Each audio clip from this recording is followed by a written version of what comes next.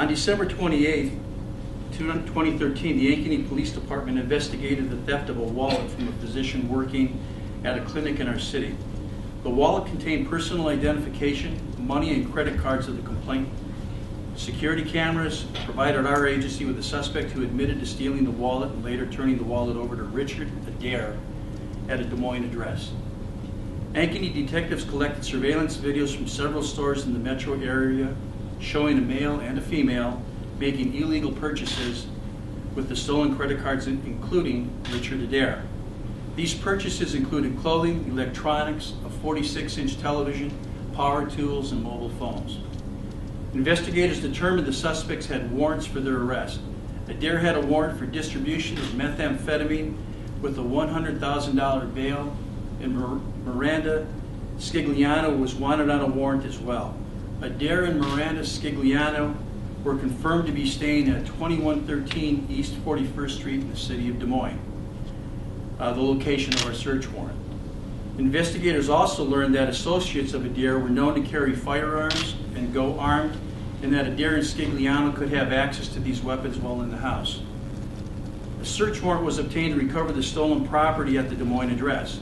The property recovery did not trigger the need for forcible entry into the house. However, the suspects involved in this case, both with active warrants, weapon accessibility, drug history, camera surveillance, and additional charges pending, resulted in a threat matrix review with the Suburban Emergency Response Team, otherwise known as S.E.R.T, prior to the execution of the warrant. Ankeny detectives made contact with the Suburban Emergency Response Team to determine if the threshold for a threat matrix was met in order to engage this specialized unit in executing entry to the house. S.E.R.T determined the factors in the threat matrix were met due to outstanding warrants, drug use, and the aforementioned issues that I just provided you. The search of the house revealed that both suspects were hiding from police and that Adair had a knife, meth pipe, and drugs in his hiding location. During the search of the house, property associated with the search warrant was recovered as well as drugs. This information was provided to the local television station that broke the story on two occasions and was knowingly omitted from the reports. The video released to news media by a resident in the home shows damage to the front door upon entry and the removal of one camera. Both decisions resulting in damage were made by S.E.R.T members and directly attributable to the actions of the occupants in the house, who all fled when police announced their presence while knocking on the door. Video played by KCCI television confirms that the suspects were gathered in the basement and heard officers pounding on the house and announcing police search warrant. All suspects jump to their feet and they run to hide, but not one of them ascends the stairs to open the door for police. Two interior doors were found locked. They were forcibly entered by S.E.R.T to secure the residence. At this point during the entry, no one approached the living room area or attempted to answer the kitchen door and the knocking at that location by S.E.R.T members. S.E.R.T rapidly worked to minimize any possibility that the suspects were in the process of avoiding apprehension, destroying evidence, or worse yet, arming themselves with the known weapons to be in the house. Narrative associated with the originally aired video suggests an attempt to cover a second camera located in the basement. However, this was not the case. Officers searching the basement moved insulation during the search, revealing the camera, and had the video played itself out, it would have shown the officer replacing that insulation next to that camera. I applaud local CBS affiliate KCCI, which aired the portion of the video where the suspects heard the knocking and announcement and jumped up and fled, running from the door, not toward the door. In fact, it was this movement that required S.E.R.T to enter the house forcibly, a deliberate legal right authorized by the search warrant. In order to assure the safety of S.E.R.T members and anyone else in the house, they had to act quickly. The search warrant was executed without entry to anyone in the house or to members of the S.E.R.T team, a primary goal when executing any search warrant.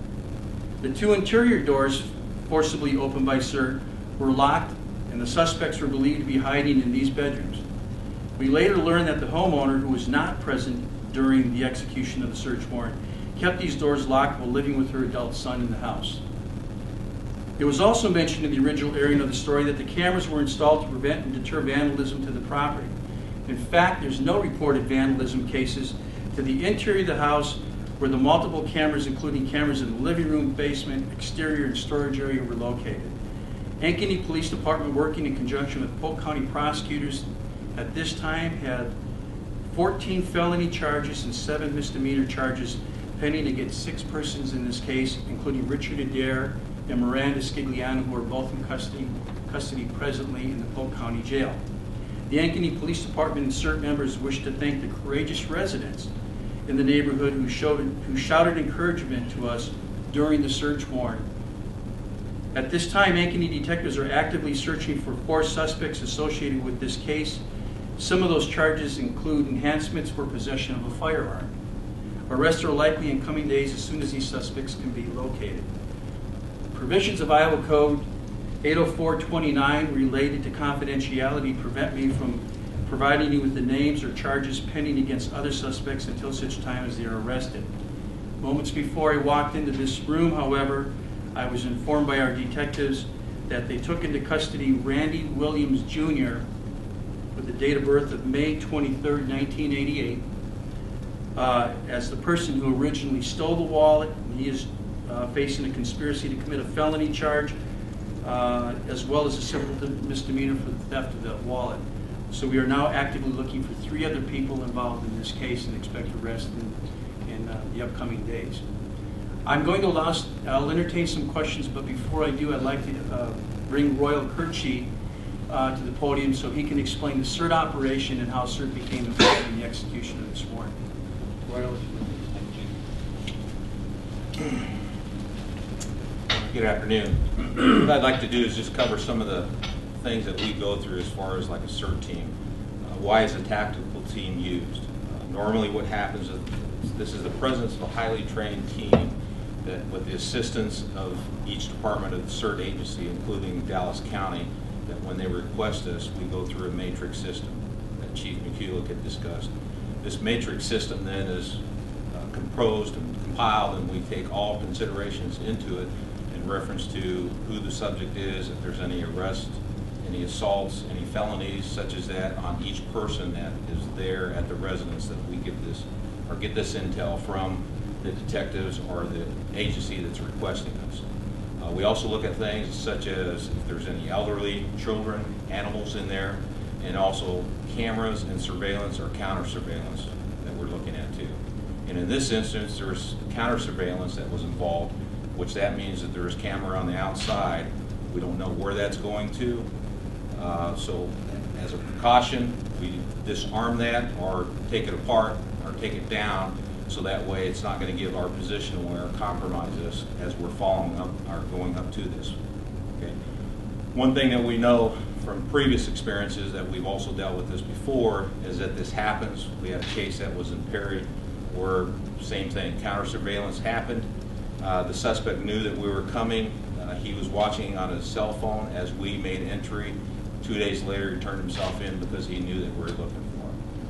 So that's what we're looking at as far as the surveillance cameras. Camera downstairs is the same thing. Once that officer realized that it was there, he was investigating, putting it around. Insulation fell down. He put it back up. As you can see, the camera. We had the suspect sitting down there. Normally, when we go up there, we do a knock and announce. Our minimum is at least 10 to 12 seconds.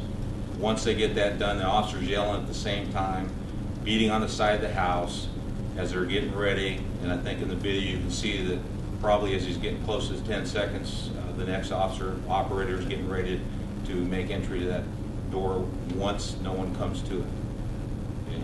Once we do that, he gives the command of breach, breach, breach. We go inside and then try to move as swiftly as we can to contain everything and minimize what we can for as far as the suspects. Okay. The matrix system that we use is just a risk analysis and threat assessment, so that way we can work with each agency so that way they understand that they have to have this protocol, that we know that this is a guideline from the National Tactical Officers Association that we use. So they have to meet this guideline so that every tactical team uses that here, at least they know in Central Iowa. So, that's it, Chief. Thanks. David, would you be able to I'm going to have our technician just pick up about 5 seconds of a video that we want to just discuss.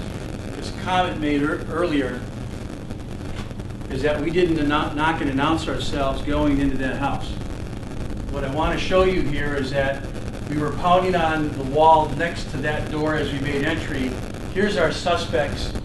You can see when they hear us, nobody comes up the stairs. They all flee in the house. And as they flee in that house, they're attempting to hide from us. We find them in hiding locations.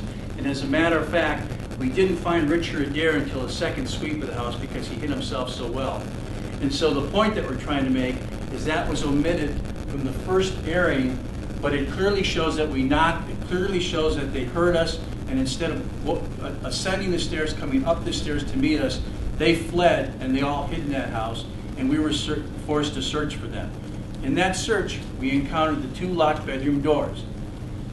We were forced by their actions to push those doors open to see if they were hiding in those bedroom doors. We don't have any destruction to the house other than the 3 doors that we were forced to open, and we don't have any other destruction other than the camera. So to say that the house was destroyed is a bit broadly overstated. We entered the 3 doors we needed for the safety of everybody in the house and for the S.E.R.T team. Yes? I personally went to the house yesterday and I noticed that the door to the craft room upstairs that doesn't have a lock on it was kicked in. Is there a reason for kicking in a door that isn't locked? Yeah, most of the doors that if they were broken into, were locked at the time. This one wasn't locked. It doesn't have a lock on it. Okay. So there must have been some reason why the door didn't open up, and then that's why they pushed it in or kicked it in. Okay, and then also, why seize property of the homeowners if they weren't on the, like there were laptops and cell phones taken that belonged to the son who lived there? Is there a reason for seizing his property as well? There is, and I can't get into it, but we hope we can discuss that in coming days. I can say that we did turn the search warrant in this morning, and the evidence seized from that house in the search is indicated on that search warrant. It was returned into the courts this morning. Now, the son who lived at the house, his name was on the search warrant. I think it was Justin Ross, but he wasn't arrested. No, he was not arrested. So I guess I don't know how much you can talk about that as far as... I can't talk about it due to the confidentiality issue. I'd be happy to discuss it in the coming days, however. Chief, how unusual is this? I mean, you guys serve search warrants every day, probably, or close to it, yet this one has taken on a whole new meaning with this home video that they had. Of course, they called the media. It turned into something a little more unusual. For you, is this unusual? And two, finding this system that's in this house, it seems to me to be a little strange, this video system. This case is a bit more unusual because of the fact that they had surveillance, they had the cameras. We're beginning to encounter that more. We're quite accustomed to that. It doesn't bother us in the performance of our work. But I can tell you in this situation with the type of people that we were looking for, yes, we were looking for property that originated with a stolen credit card, but the people using the credit card were not very good people. And they were a threat based on the matrix. And so we went into the house, and in order not to compromise the safety of S.E.R.T, they removed the one camera, and to make sure in case we had to fall back that they could fall back. We didn't know if we were being monitored from across the street. We never knew where that connectivity ended up. So the only unusual aspect of it is that they provided the video to the media. We understand the media has to sometimes boil that down due to time restraints, but sometimes in boiling it down, you miss what really happened, and the fact that we were out there knocking on this house for 10 to 12 seconds, and that our hand was forced when the movement started to occur in the house, and nobody came up the stairs. As a matter of fact, if you watch that video, you will see one person turn to run up the stairs. He spots us at the back door and runs back in to hide. So we had to go in the house and find everybody. Nobody came to us. Could officers hear people in the house moving around? They could hear movement. We didn't know what it was. But there was also, you saw a large dog as well.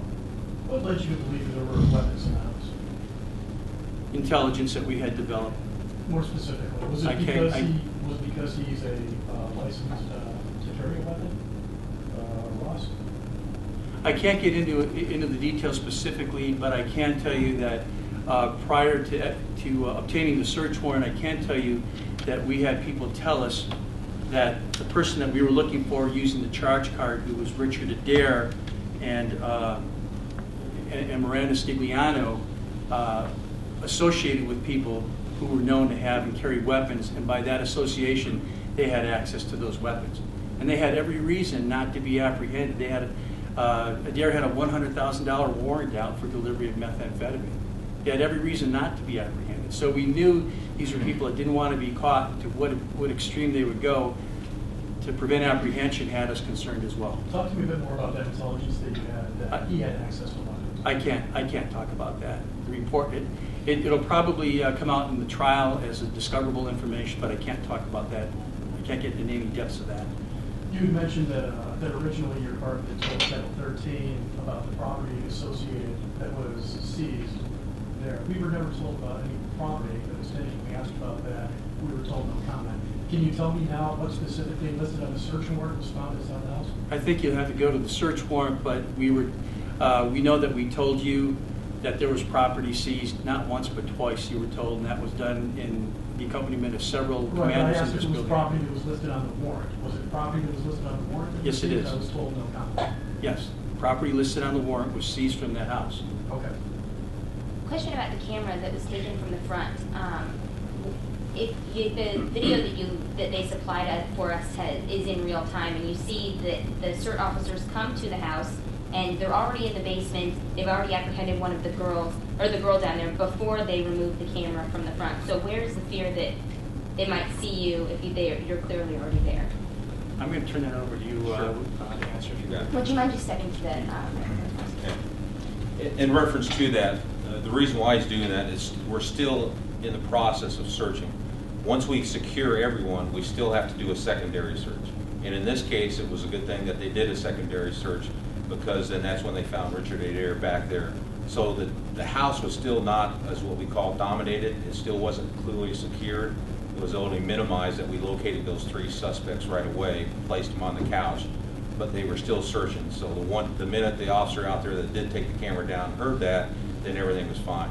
That also compromises our position where we're out in the street, whereas if we have an injury or, heaven forbid that there's shots fired or something, we have to take someone back there. That's where we're at too.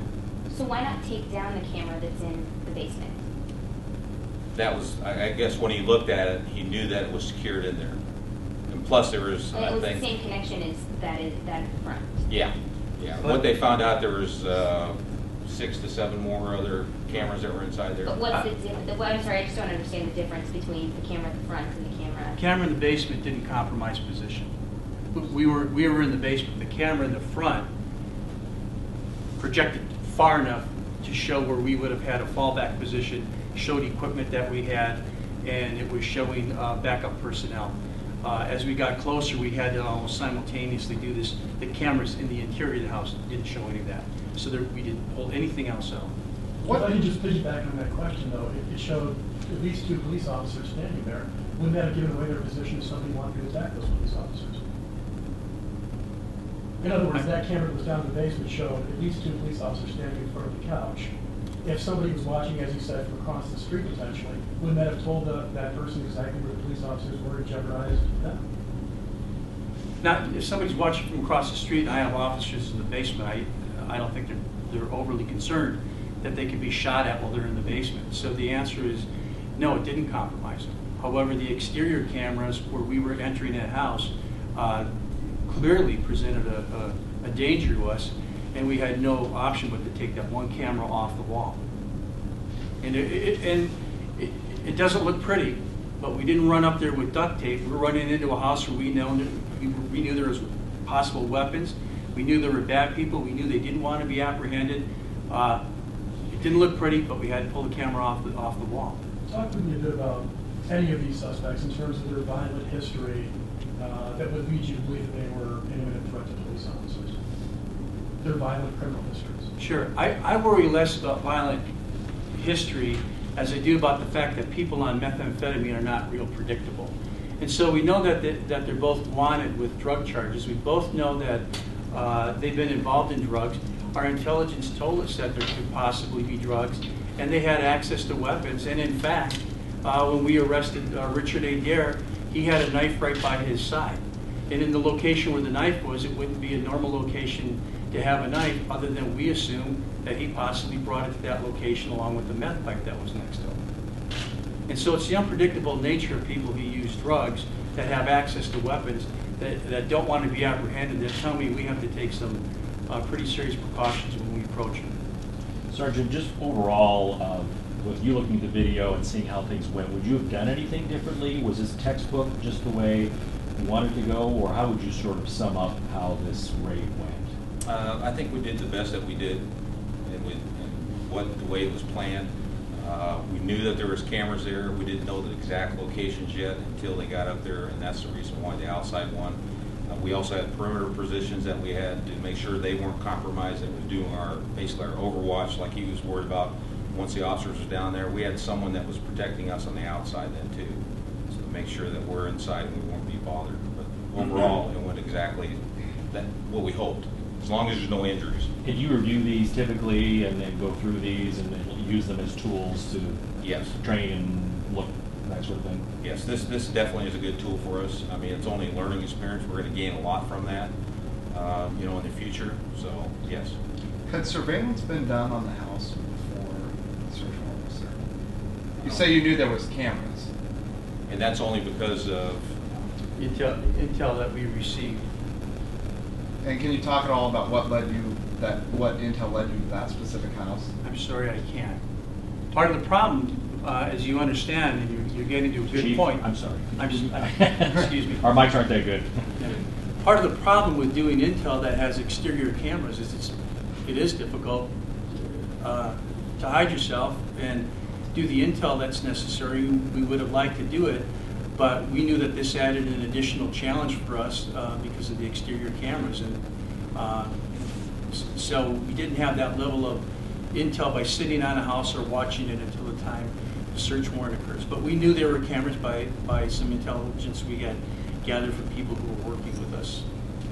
Can we talk about the homeowner, Mrs. Prince? She is very concerned about the fact that she hasn't been reached out. She hasn't been contacted by police at all since there was a raid in her home and people were arrested. Obviously, doors were kicked in. What's your protocol for that? I mean, do you contact her to make her aware of the situation? I believe she was contacted today. I mean, we were on the phone today. I believe for the first 3 or 4 days she was not contacted, and she was very frustrated from what I understand. You're right. The first few days she wasn't contacted. She wasn't there. We weren't provided her name. We didn't have a phone number. We knew the house listed to her, however. But we didn't. I think you're believing we're getting a level of cooperation from the people that we talked to that were forthcoming with this information, and they were not. However, we knew that had to be done, and that was done today. We finally got through to her today. The other problem is, in writing 21 charges, she has similar questions that you have. You don't write 21 charges in a few hours or even a day. It took us a couple days to take the evidence that we recovered from this house and the second house that day and pull that evidence together, and then also write up 21 charges that had to be then reviewed by a prosecutor and then signed by a judge, if you will, so that we could get the proper people charged with the right crimes. Because we had a laundry list of maybe up to 30 items that we were looking for. And I want to say we recovered at least half of that. Was there a raid at a second home that day? There wasn't a raid, there was a knock and an entry. We were granted permission to get into a second home. So when you say recovered items, so just to make it clear that you went there to find A, B, and C, and you found some of A and some of B or whatever. I mean, can you talk about that you did actually find things that you were looking for in that house?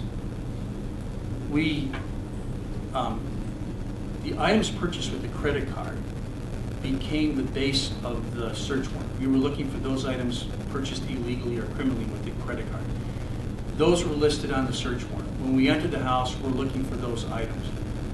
What we found were some of those items in the first house, and through that process, we discovered that there was a bulk of those of illegally purchased items in yet another house that we were directed to, we went to the second house and were able to recover probably a larger bulk of items from the second house, and that was a consent where we were allowed to go in and just recover the items. Did you recover items that were not on the search warrant, that don't apply to this case at all, and will have to be returned to the owners? Like, say for example, laptops or Right. multiple cell phones Right. that didn't have anything to do with the case. And I can't tell you they were taken for a specific reason, and I think we want to analyze those items. I don't know if they'll be returned. What's the process of if there's damage to a house when the police enter? Can a homeowner get any of that damage repaired with help from the department or the city, or do you guys just, leave it at that point? Procedurally, they can go through their homeowner's insurance. A lot of homeowners insurance will tell them if it's a criminal matter, we're not going to cover it. Some policies do. So it's not unusual. We manage about 150 warrants every year, probably execute maybe upwards to about a couple dozen where we actually enter properties a year, maybe 3 dozen a year where we enter properties with search warrants. Very few result in damage, and we usually get consent to say we have a warrant, we're coming in. If we find somebody home, it's why you knock. And some people open the door. In some cases like this one, you can knock and they don't open the door and you have no choice. So they can look at their homeowner's policy. They're welcome to file a claim with the city if they want, and that would be reviewed by our insurance carrier. Yeah, so how often do you guys actually use, for lack of a better word, a battering ram to enter a house like that? We don't, but I will turn that back over to S.E.R.T because we would call Yeah, S.E.R.T. So, yeah. On average, we do probably anywhere between 12 to 15 cases a year. You know, out of those, it's maybe 6 to 8 that we have to use that RAM, because we train these guys, and once they go to that door, they always check, because not everyone locks their door, and then you can just go on in and go ahead and execute the warrant. So that'd be about average. So just to clarify that, roughly how many times do you execute some type of a drug warrant without using S.E.R.T? well, S.E.R.T is called out for drug warrants with mine. And on an average year, how many search warrants does S.E.R.T execute on a year? Would you know that on average? It'd be anywhere, like we said before, probably 12 to 14 maybe. This past year, we've had just a couple barricaded situations. We also deal with those too and try to handle those as well. So it's not often. Again, if S.E.R.T's called out, there's generally a threat matrix involved. So go back to the foundation, which is generally something with guns or violence or something that would suggest S.E.R.T needs to get involved. So out of all these search warrants, it's rare that we actually use a SWAT team or S.E.R.T in this case. But in this case, when we went through the threat matrix, virtually every box was checked in this one to say it wasn't the issues, it wasn't the items that we were going after, it was the people that were involved, and the weapons and their camera system and just all those types of issues that need to be considered. But again, just to clarify, those that we looked at in terms of their criminal history, we don't see extensive violent criminal history, nothing involving violence towards police officers. You're not saying why you knew there was a gun in the house, when you knew there was a gun in the house. Obviously, most people have kitchen knives in the house. What made it rise to this level where it was necessary to use S.E.R.T as opposed to previous busts where you've busted meth dealers and haven't used S.E.R.T? I'm hearing that intelligence question asked in a different way, and I'm not going to answer it, but we try. I just can't answer it at this time. But we believe it will come out in the trial. Thank you so much. I appreciate the opportunity to talk to you about this case, and once again, thank you.